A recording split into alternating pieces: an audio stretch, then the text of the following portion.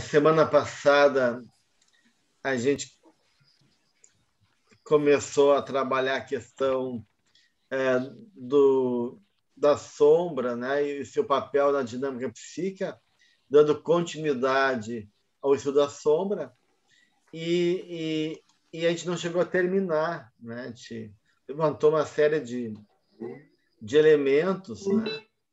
E a gente ficou de trabalhar os deuses mascarados da Grécia Antiga, que são figurações representativas da noção do outro, né? Porque o arquétipo da sombra, como eu comentava para vocês, de alguma maneira diz respeito a esse arquétipo, né? Da alteridade, daquele outro dentro de nós que muitas vezes a gente não reconhece e, por ser tão diferente da gente, é difícil também de aceitar. E o Pierre Vernant, então, ele vai trabalhar esses deuses mascarados, os 3 deuses mascarados, que representam essa noção do absolutamente outro dentro de nós. Quando eu falo do absolutamente outro, é desse outro que realmente é difícil até de suportar na nossa vida interna. Então, é como se tivesse uma instância profunda no nosso inconsciente que é tão estranho ou tão apartado da nossa consciência que o contato com essa instância ou é difícil ou é assustador. E a gente começa, então, com um dos 3 deuses mascarados, que é a Górgona, né? A Medusa, né? A Medusa com seus cabelos de serpentes, né? Ela representa, então, essa alteridade na sua forma extrema, né? Na Grécia Antiga, né, a gente sabe que a Medusa, ela, na história mitológica, ela petrifica quem olha diretamente para ela, né? E ela, inclusive, tinha algumas cidades, né, guerreiras, que faziam um tipo de ritual. Ele deixava a melena, a cabeleira, o cabelo crescer, né, com uma forma de representar a força deles, e tinha um grito de guerra quando eles invadiam ou combatiam algum outro povo. E esse grito de guerra é uma forma de exorcizar o medo, né, que paralisa, o medo da medusa, né, esse medo que é tão terrível que petrifica. E, ao mesmo tempo, com um grito, transferir esse pavor para o inimigo, né? Então, era uma forma deles tentarem exorcizar o que é terrível e transferir para os outros. Então, de uma certa maneira, a Górgona, né, ou a Gorgó, ela representa aquele temor daquilo que é indizível, o impensável, aquela dimensão do caos absoluto que, de uma maneira, leva a gente a um estado de terror. Então, simbolicamente, ela pode representar tanto a dimensão daquilo do medo ou do pavor até da morte em algumas instâncias, que petrifica aqueles que cruzam o seu olhar. Então, porque agora a Medusa, ela transforma todo o ser que vive e move-se à luz do sol em pedra imobilizada, glacial, cega e mergulhada em trevas, né? Então, de uma certa maneira, o que ela está simbolizando como sombra nossa, né? Ela está simbolizando aquele material sombrio dentro de nós que seria insuportável a gente ter uma relação direta, que são questões nossas terríveis do nosso passado, que, se a gente tivesse contato direto, a gente não aguentaria a culpa, o remorso, a dor, e aí talvez a gente enlouqueceria, né? Quem sabe que a gente não foi, por exemplo, um torturador da Idade Média que desmembrava as pessoas, né?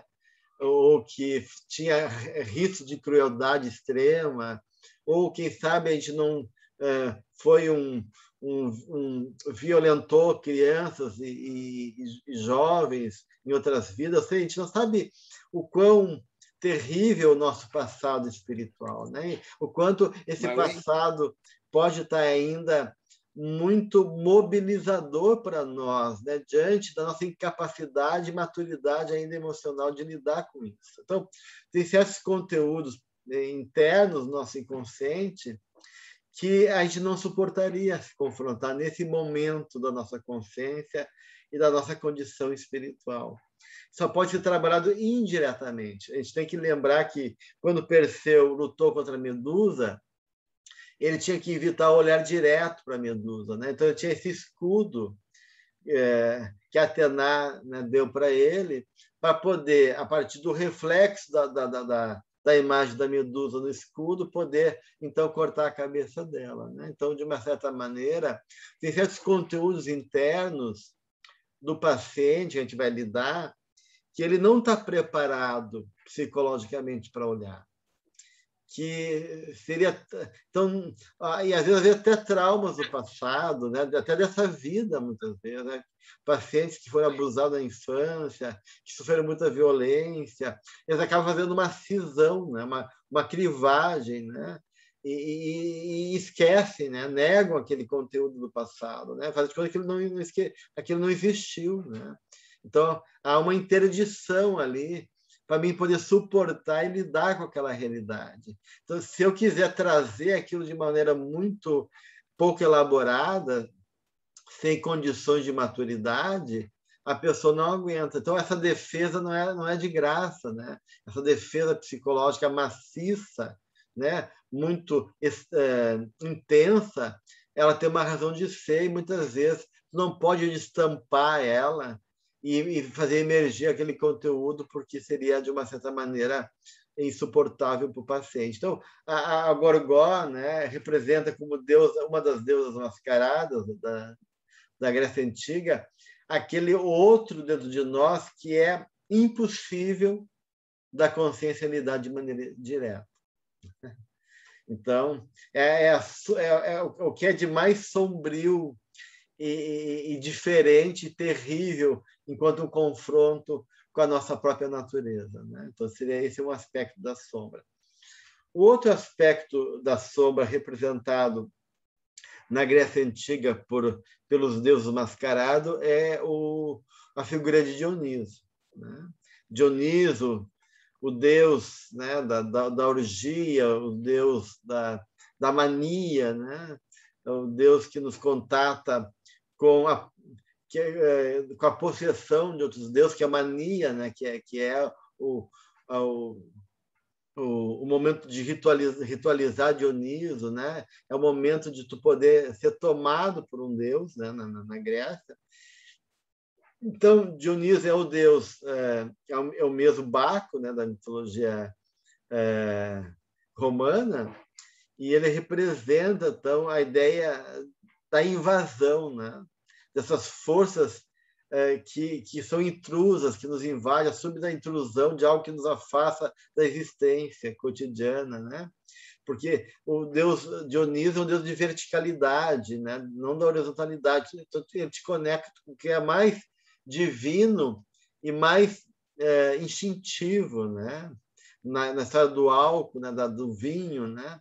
O vinho que inspira os poetas, mas que libera também a fera dentro de nós, né?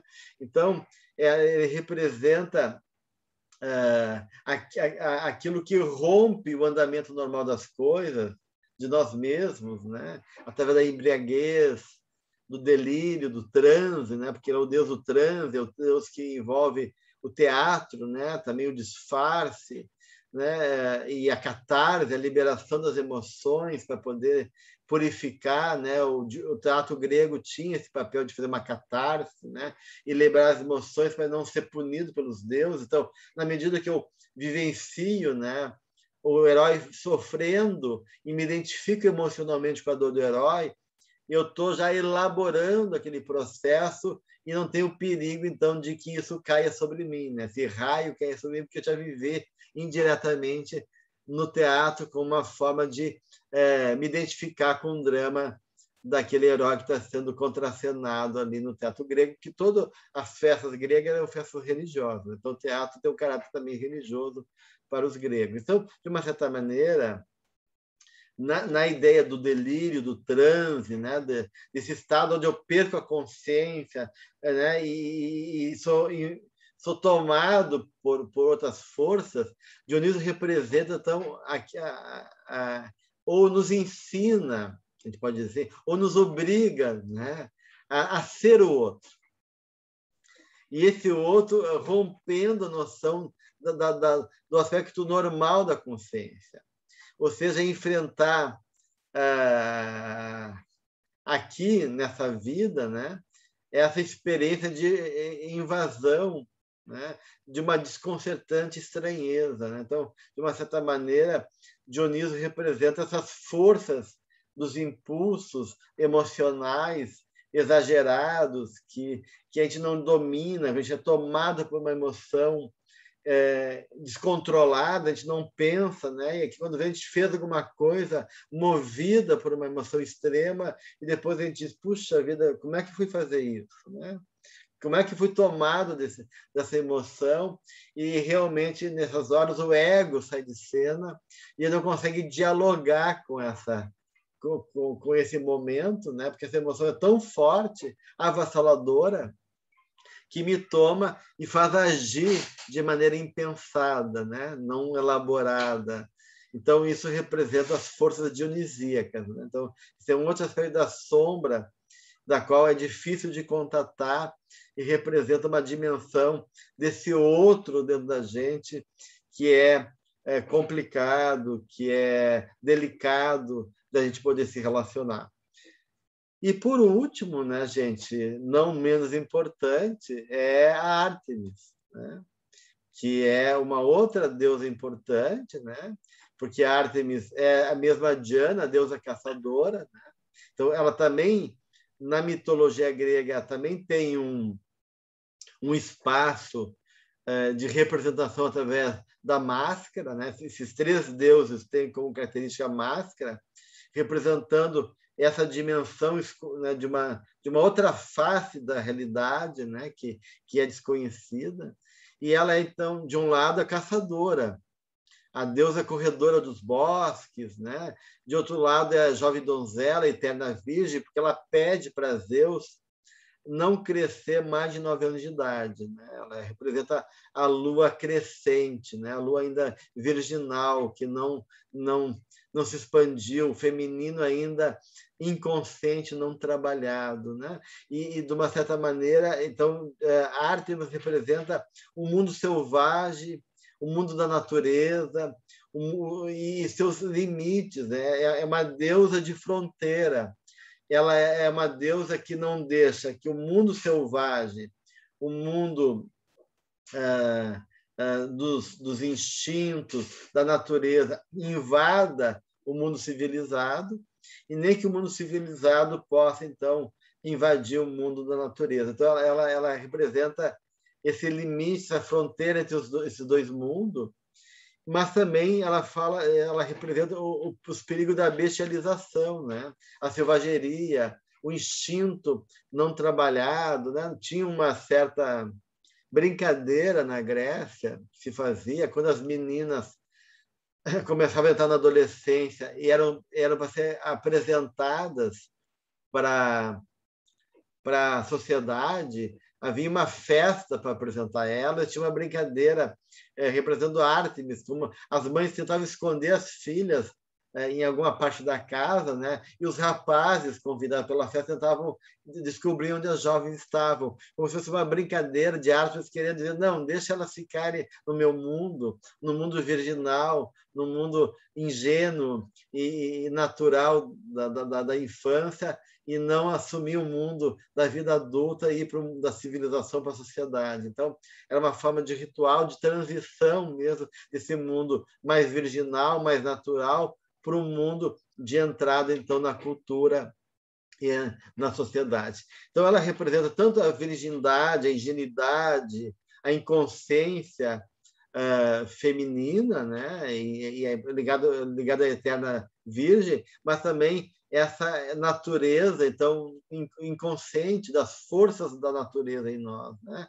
E dos instintos e impulsos selvagens que habitam a agressividade, a selvageria, os impulsos de crueldade, de violência, que pode, de uma maneira, a gente ser acometido. A gente vê isso, né, gente? De uma certa maneira, como a gente pode ser contagiado, às vezes até por um movimento coletivo, né, um movimento de massa, né? E como a gente acaba perdendo facilmente esse, digamos, verniz civilizatório que a gente tem, né? Que, na verdade, essa dimensão mais racional, mais civilizada, ela ainda é uma casquinha ainda muito tênue, facilmente ela é quebrada, trazendo esses três deuses, representando essas forças sombrias dentro da gente, né?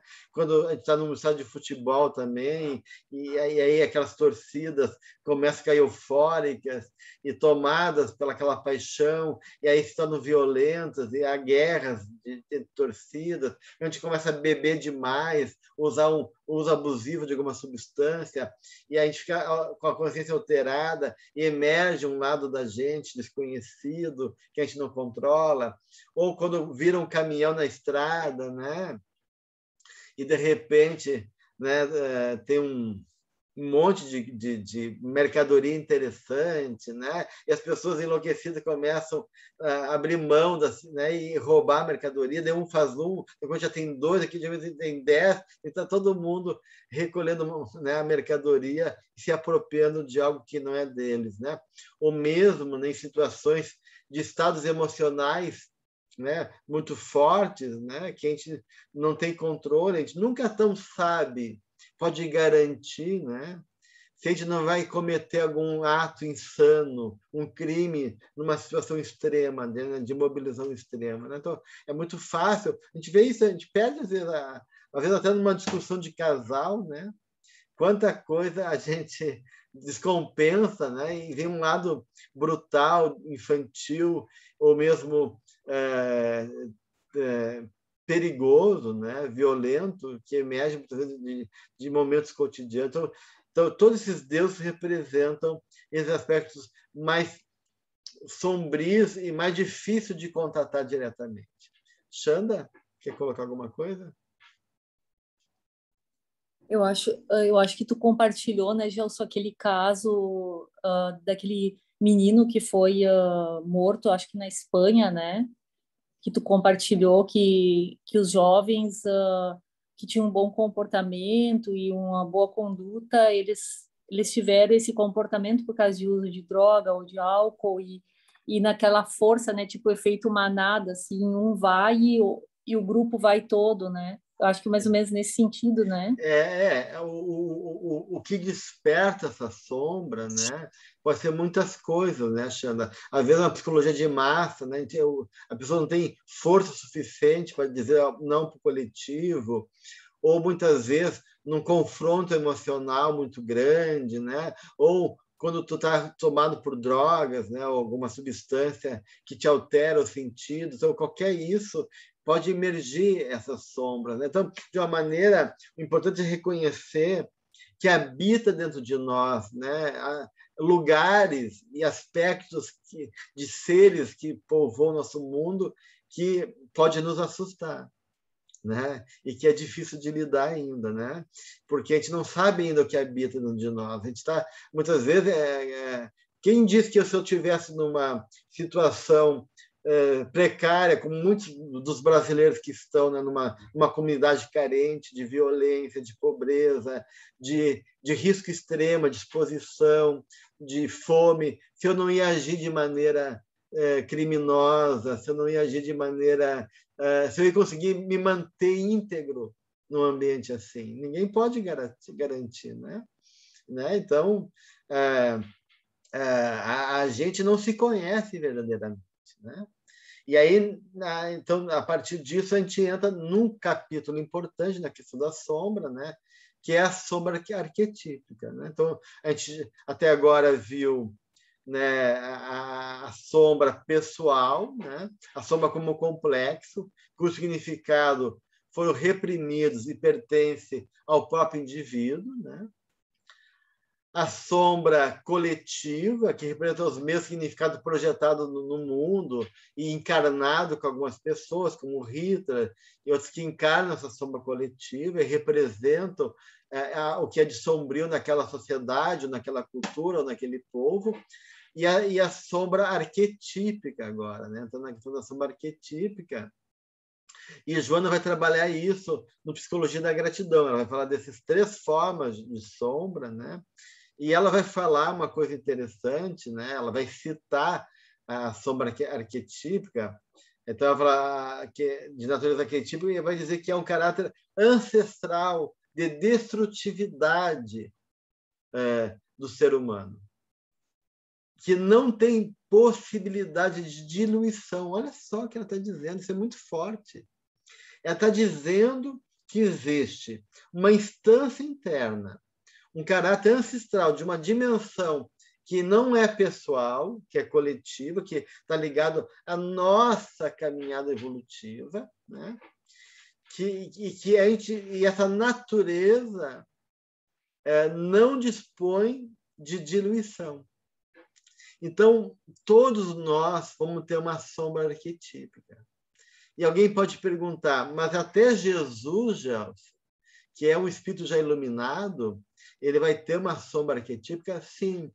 Ele superou a sombra coletiva.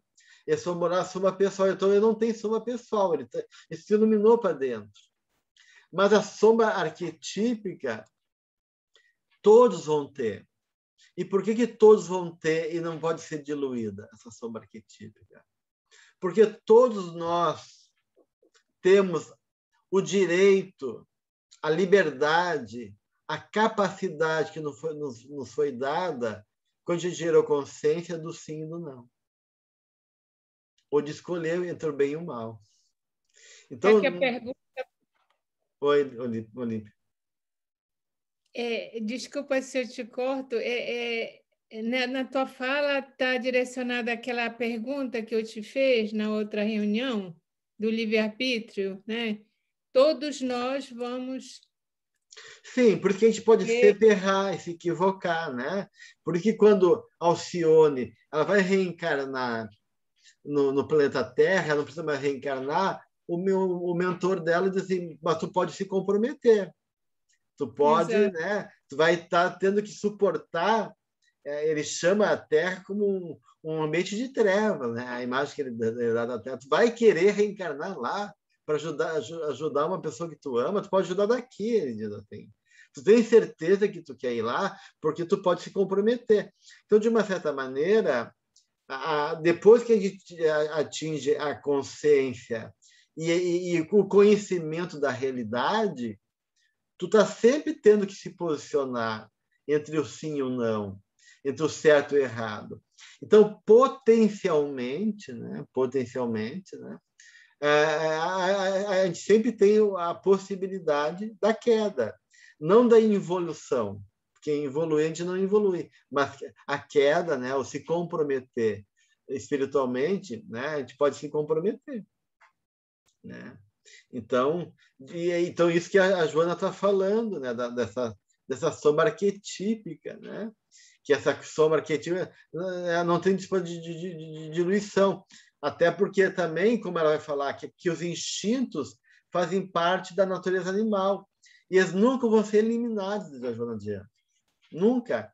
Né? Ele vai sendo integrado, incorporado na nossa caminhada evolutiva, e você tem que ser direcionados como pulsões depois, impulsos em favor das realizações, que são as paixões, né? Que elas não são necessariamente negativas, né?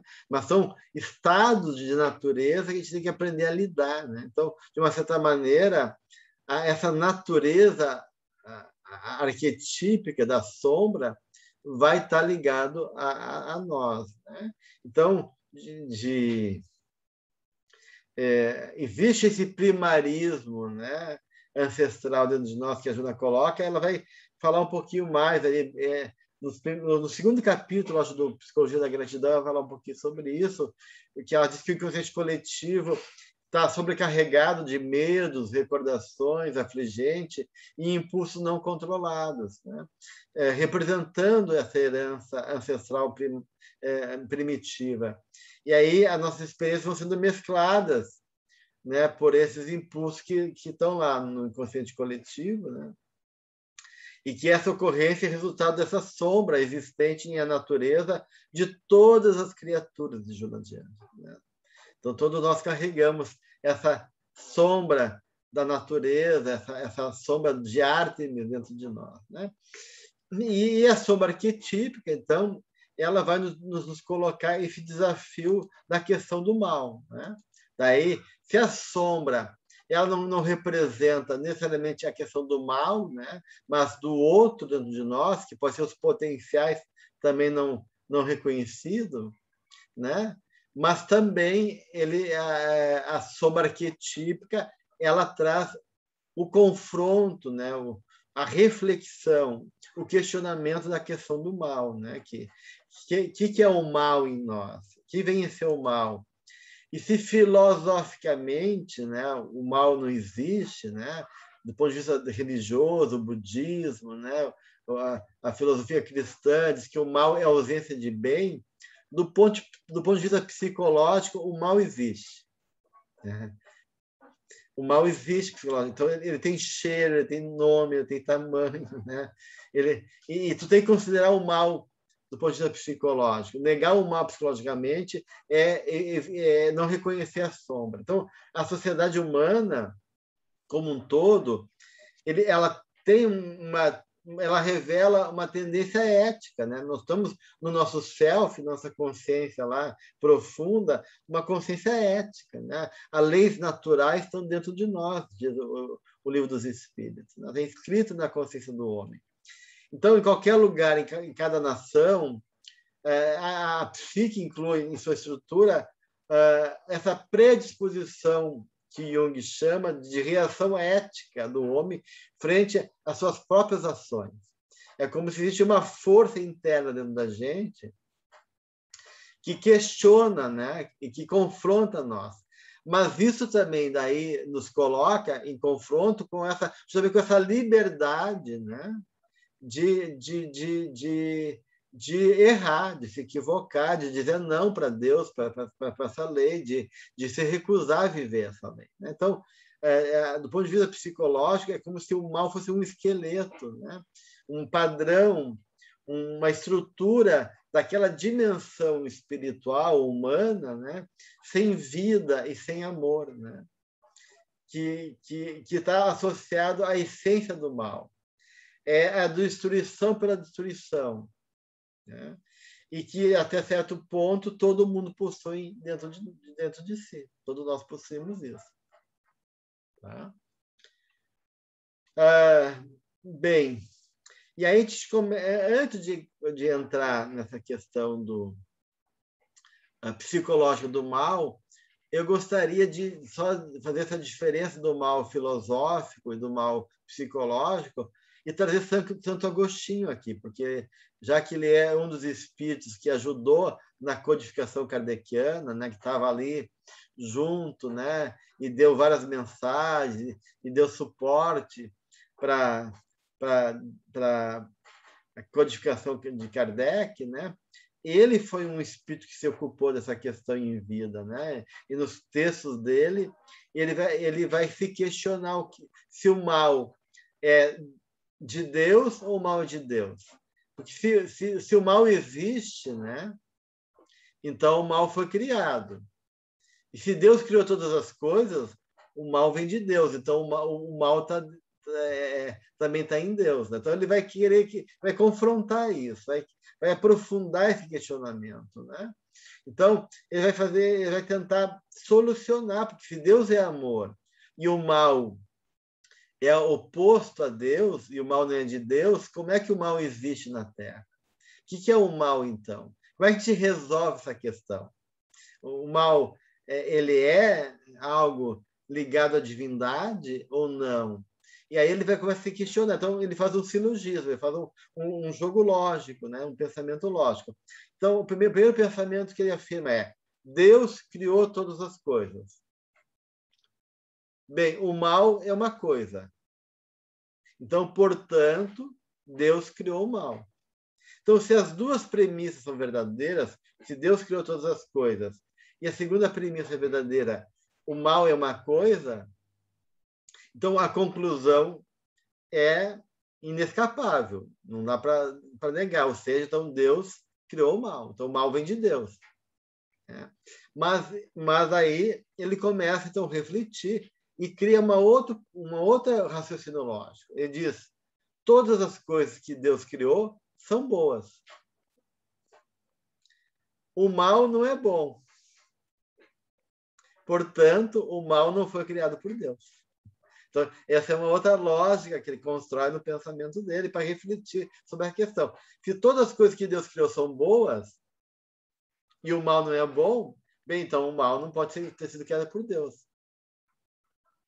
E daí, então, ele começa, então, a pensar sobre isso e faz uma segunda formulação, que é: Deus criou todas as coisas. Deus não criou o mal. Portanto, o mal não é uma coisa. Então, ele vai chegar à conclusão que o mal não é uma coisa. E aí ele vai dizer: procurei o que era maldade e não encontrei uma substância. Então, o mal não é uma coisa. O mal não foi criado por Deus. Mas sim, se o mal não é uma substância, ele diz, mas sim, o mal é uma perversão da vontade desviada da substância suprema. Ou seja, para Santo Agostinho, o pecado está no abuso da liberdade. Mas esta é um bem, de Santo Agostinho. Então, o mal não é um ser. Não existe uma substância, um ser, um demônio que representa o mal, nenhum ser maligno totalmente, ou uma coisa. Mas a própria corrupção dentro de cada um de nós. Então, o mal não é uma substância corruptível e nem incorruptível. É a própria corrupção, a dizer o Santo Agostinho. E por isso que, filosoficamente, o mal não existe. Enquanto substância, enquanto coisa criada por Deus. Porque o mal, na verdade, é um processo de inconsciência e de liberdade do homem. Por isso que, no budismo, eu vou dizer que o mal é a ausência do bem. Então, está ligado com a ignorância. Então, de certa maneira, o mal tem uma relação direta com o livre-arbítrio. Porque se não tivesse livre-arbítrio, não tem mal. Porque o animal não age por mal. Não pode dizer o animal age por mal. Ele age por instinto, ele não raciocina, ele não tem vontade própria. O único ser que age com mal é o espírito na posse da sua liberdade, da sua consciência. Então, por isso que o mal é a experiência de corrupção da nossa natureza e nosso distanciamento de Deus e da sua lei. Então, o mal, enquanto coisa criada por Deus, enquanto ser, enquanto não existe. Mas ele é um processo, é uma vivência nossa, enquanto a liberdade que Deus nos dá a dizer: meu filho, tu tem o teu livre-arbítrio. Eu te dou liberdade, tu vai agir como tu quiser, porque a minha lei é perfeita, E aquilo que tu agir, tu vai pagar o preço, Só isso, Tu pode fazer o que tu quiser, mas tu não pode depois evitar as consequências dos teus atos. Então, de uma maneira, o mal, de uma certa maneira, é essa experiência que o homem se coloca na medida que ele age. E pode agir bem ou agir mal em função do seu livre-arbítrio. Então, mas do ponto de vista psicológico, o mal tem consequência, A atitude, o comportamento, as intenções. Então, psicologicamente dizendo, o mal existe. Porque ele tem um efeito, tem coisas que são realmente destrutivas. Tem coisas que realmente limitam, impedem a vida, ou vai contra a vida. A Joana vai dizer que o bem é tudo aquilo que promove a vida. que joga em favor da vida, que engrandece, embeleza a vida. E o mal é tudo que vai contra a vida, que impede a vida ou que destrói a vida, né? Então, isso que é o conceito, um dos conceitos de Joana diante de bem e de mal, né? Então, e a Joana vai colocar, né, gente, que na medida que... olha só que interessante, daí ela vai pegar a sombra como justamente a ideia de cegueira, né? Da inconsciência. Ela diz que quando há um predomínio da sombra, esse predomínio da sombra, ela leva uma perda da identificação entre o bem e o mal, entre o certo e o errado. Como assim, Gelson? O que Joana quer dizer com isso, quando ela diz que a sombra nos faz perder a capacidade de identificar o bem e o mal, o certo e o errado, discriminar essas coisas? Por quê? Porque a gente vai subjetivando e construindo a nossa própria verdade através do orgulho e do egoísmo. E achando que a gente pode fazer tudo. Então, a gente não consegue mais ter essa ética do bem e do mal. A gente age com a nossa cabeça, achando que está certo, nos autorizando, né, a fazer e tomar atitude, porque eu me sinto humilhado, porque o outro não me ama, então eu fiquei com raiva do outro, eu quero daí destruir o outro, porque o outro me rejeitou, porque eu quero poder. Então, de uma certa maneira, a sombra impede você de identificar o bem e o mal.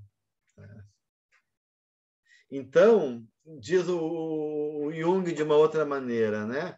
O homem inconsciente de si mesmo age de maneira cega e instintiva. Tá? Gabriele, tu quer trazer alguma coisa? Desculpa, o meu conhecimento sobre o assunto é muito rasteiro, mas uma hora que você falou, do ponto de vista psicológico, aí você falou o mal, destruição pela destruição. Então, aí, segundo, não sei se é para aprofundar esse aspecto, mas, segundo eu entendi, seria sem motivo, né? É isso que você quer dizer? Porque de uma maneira, né, Gabriela, o que a gente vê a nível espiritual, né, também uma questão espiritual, uma das piores coisas que pode acometer um espírito é a indiferença, né? Porque o ódio não é o oposto do amor. O ódio é o amor que enlouqueceu. No ódio tem muita ferida, tem muita dor, tem muita paixão no ódio. Está tomado por uma paixão que não foi reconhecida e tu fica de uma maneira ferido, né? A partir daquilo tomado daí por uma reação de ódio. O oposto do amor para Jung é o poder. Você falou isso antes. Eu diria, e o que o Manuel e a Joana colocam é a indiferença. Então, tu poder perder a conexão com a fonte da vida, que é justamente Deus, a própria vida, e essa dimensão ética dentro de ti. E aí tu vai ficando indiferente, anestesiado, sem sentimento. Aí entra essa destruição pela destruição. É a pessoa que realmente não tem de elaborar, de sentir pelo outro. Então, vai perdendo essa noção ética. A destruição pela destruição sem sentido, sem uma razão, sem uma justificativa, porque a lei de destruição ela é necessária, né? E aí, quando Kardec pergunta aos espíritos, né, se a crueldade é uma forma da pessoa está usando mal a lei de destruição, né? Daí os espíritos respondem para Kardec, é a própria identificação com a lei de destruição, né? Ele é tomado né? Não é a destruição para o bem, né? Que a vida tem que se renovar, a destruição como uma fase de colapso de uma fase para poder vir uma fase nova, mais ampla, mais rica e mais plena, né? Não é a destruição pela destruição, né? Então é essa malignitude que às vezes as pessoas, né, dizem assim: por que tu matou tal pessoa? Não sei, mas ela tem filhos, ela é uma mãe, tinha filhos, tinha família, não tem remorso? Não. ela me fez uma coisa e não tem justificativa, não tem nada que justifique aquilo, né? Não tem nada razoável. O que faz uma pessoa, né? Então, é essa dimensão da desumanização do ser que faz ele cometer atitudes destrutivas que não geram nada, né? Pelo contrário, só destrói, só geram infelicidade, dor, sofrimento, né? Então, de uma certa maneira, né, a única forma de não ter sombra pessoal é se iluminando por dentro, né? Eu tenho aqui uma... Oi. Desculpa se eu te interrompo, mas essa dinâmica aí do ódio é o amor adoecido. Como é que funciona isso, né? Como é que se eu amo, né? Ainda não é um amor verdadeiro, não, esse amor crístico. Sim, é o amor pervertido, né? O ódio é o amor que enlouqueceu, né, Olímpia? Então ele não está mais, ele está mais na ferida desse amor que não foi correspondido, né? Então é nesse caso aí, né, que se encontra a questão do ódio, né? Mas enquanto o ódio está muito tomado ainda de paixão, né? A pessoa está tomada dessa paixão aí que envolve ainda. Quando tu não se importa com o outro, né? Quando tu elaborou o outro, tu aceitou, tu não se incomoda mais com a pessoa. Todo incômodo emocional, de raiva, de ódio, é porque ainda tu tem vínculo com o outro, né? Tu dá uma importância para o outro, um valor para o outro. Senão tu não ia ficar tomado por essas emoções. Muito bem. Então, a única forma de a gente não se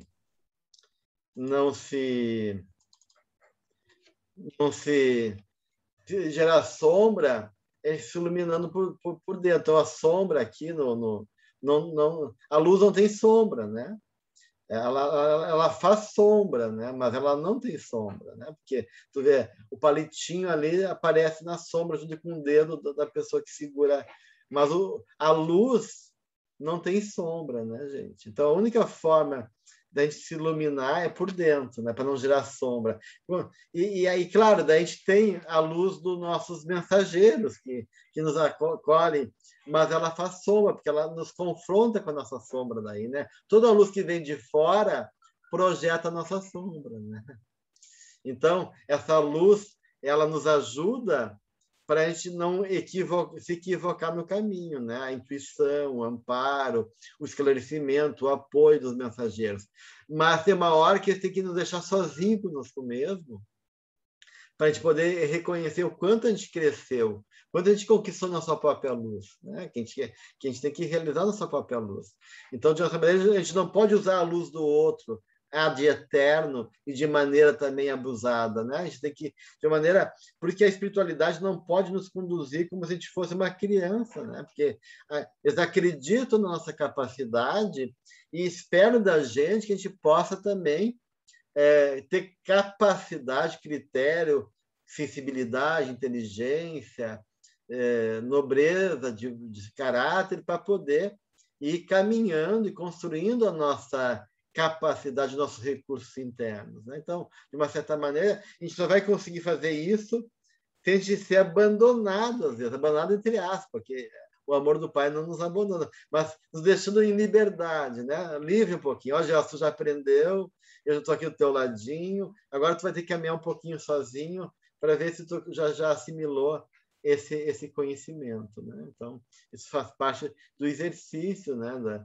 Desse processo psicoespiritual, né, gente? Bem, vamos adiante, né? Então, de uma certa maneira,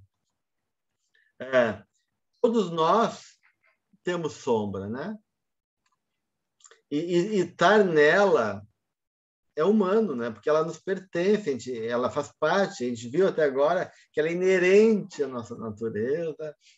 Então, de uma certa maneira, o Hillman, que é um psicólogo já desencarnou, James Hillman, ele fala que não ter sombra só é possível ao divino e ao demoníaco, né? Deus não tem sombra. E o demônio não tem sombra também, que está a serviço de Deus, né? Na mitologia, né, judaico-cristã, o demônio também está a serviço de Deus. Então, os únicos que não têm sombra, que é possível não ter sombra, é Deus, o divino e o demoníaco. O resto tem sombra. Então, humano, né, vai ter que se deparar com a questão da sombra, né? E aí tem uma questão importante aí que a gente tem que considerar, que é a questão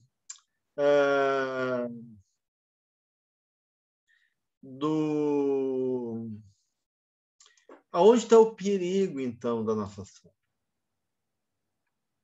né?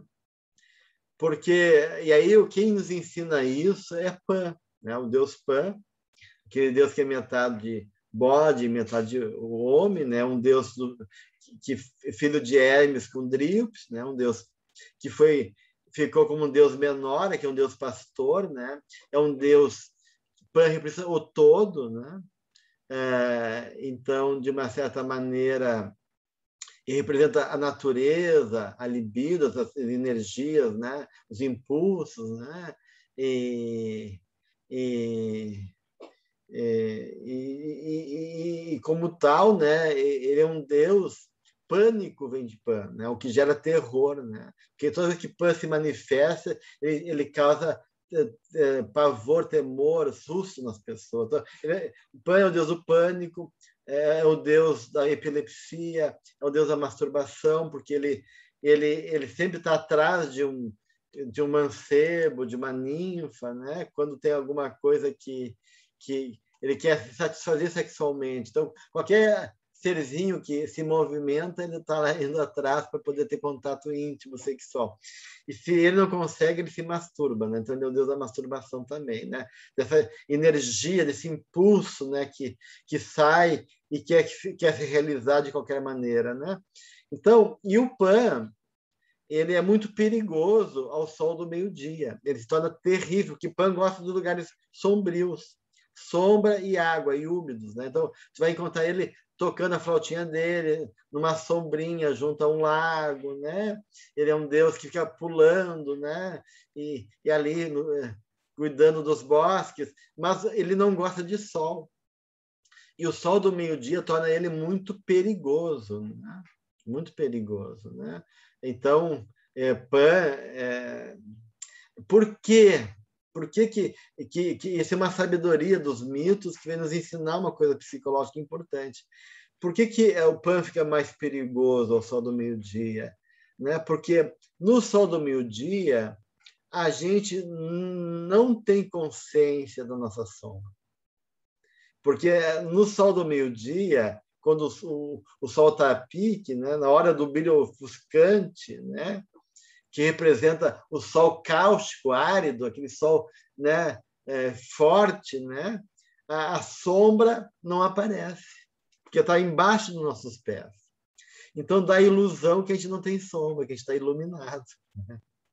Então, é o sol do orgulho, do zênite do nosso orgulho, né? Aquele sol imponente, né?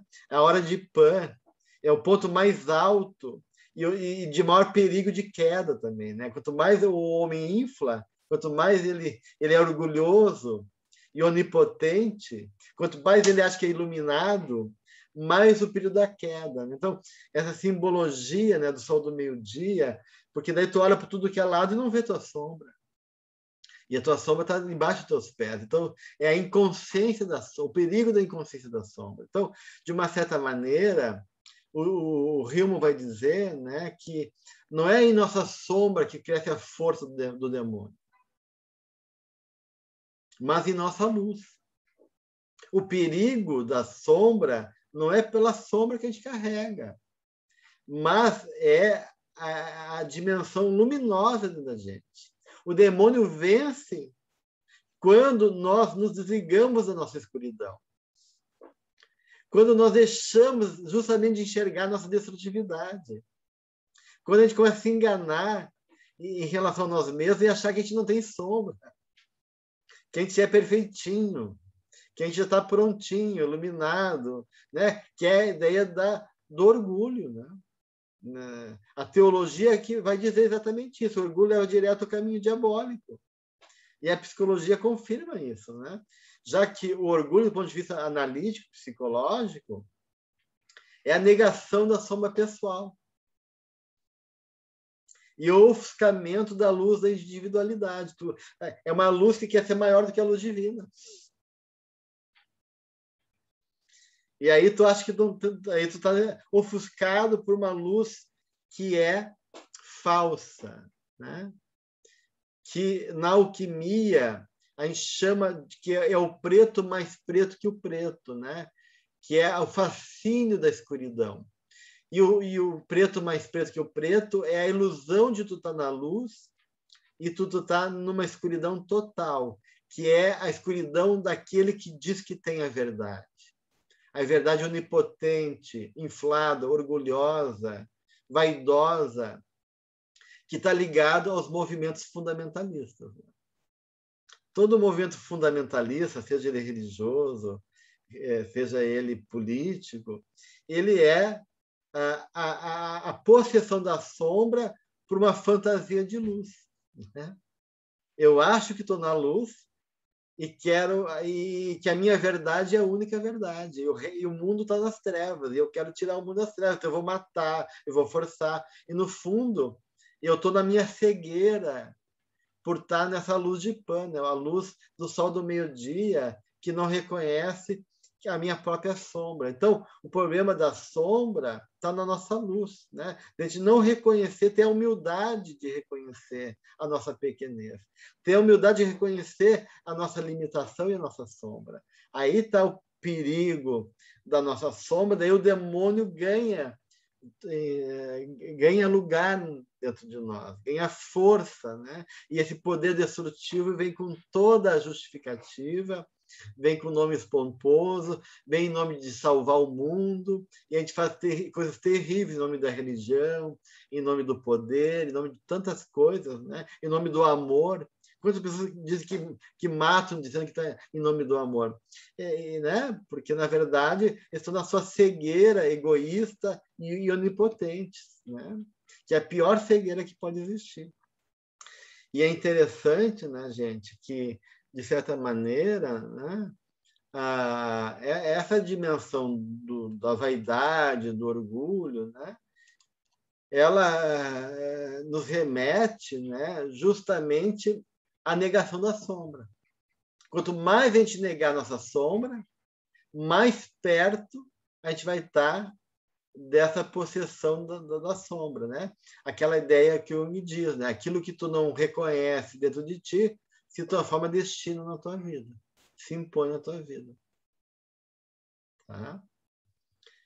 E aí, né, e isso tem a ver com uma inflação, né, de tu ocupar o lugar dos deuses também, que era o pior crime que um cidadão grego podia ter na época antiga na Grécia, né, que é a inflação, a híbris, que é o termo grego para isso, né, tinha vários tipos de inflação, de híbris, né, mas é saída do método, da justa medida do humano, né.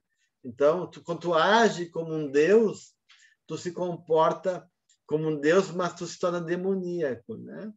Então, toda vez que tu se identifica com algo arquetípico, que é uma força transpessoal, que não é tua, que te atravessa, mas não é você, tu se torna demoníaco também, né? Por exemplo, se vem um tsunami e varre, né, uma região do planeta, morre criancinha, bebezinho, cachorrinho, animalzinho, morre velhinho, morre gente boa, morre gente ruim. A gente não diz que isso foi um mal, né? Porque a gente não tem como dizer que isso é um mal. Isso é a gente pode ficar triste, que pena, né? Que tragédia, que terrível, né? Isso ter acontecido, né? A gente fica sensível com a dor das pessoas, da comunidade que sofreu essa situação, mas a gente pode dizer que seja o mal, porque faz parte da natureza.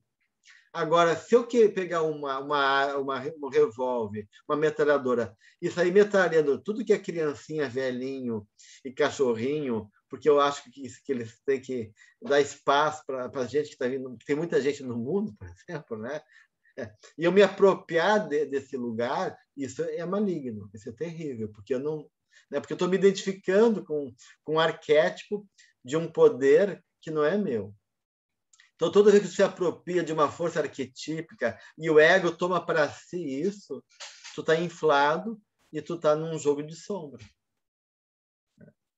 E aí tu cai do cavalo, como o Paulo de Tarso caiu naquele momento, né? Para poder se dar conta da sua realidade, né? Certo, gente? Então, semana que vem, a gente continua ainda na sombra, porque vamos ter mais ou menos mais um até o 2 encontros. Acho que talvez semana que vem a gente não consiga ainda terminar a questão da sombra, porque a sombra realmente é um tema importante. Tá? Muito bem.